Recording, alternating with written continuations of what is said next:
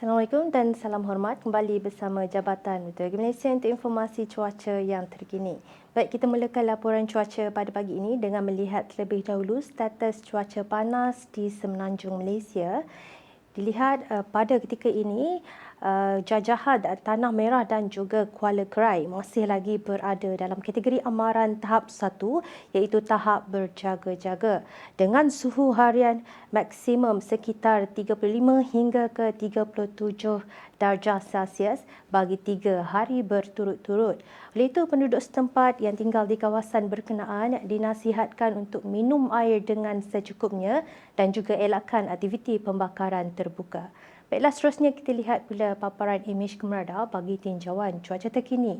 Dapat diperhatikan pada ketika ini, keadaan hujan beserta ribut petir sedang berlaku melibatkan di beberapa tempat di sekitar negeri Kedah iaitu di Langkawi, juga melibatkan di kawasan pesisir pantai negeri Kelantan, Terengganu dan juga di negeri Johor.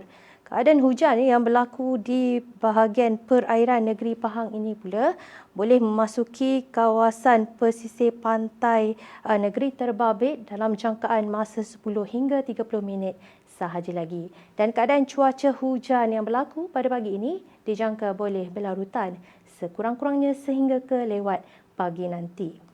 Bagi negeri Sabah dan Sarawak pula, keadaan cuaca dilihat cerah dan tiada hujan di kebanyakan tempat pada pagi ini, dengan keadaan cuaca hujan beserta ribut petir dilihat lebih tertumpu di kawasan perairan negeri Sarawak, yang mana ianya boleh menyebabkan keadaan cuaca yang agak mendung di sekitar selatan negeri Sarawak. Dan keadaan hujan sekali-sekala boleh berlaku melibatkan di bahagian pesisir pantai bahagian Betong, yang mana kita jangkakan keadaan ini juga boleh beransur reda tidak lama lagi.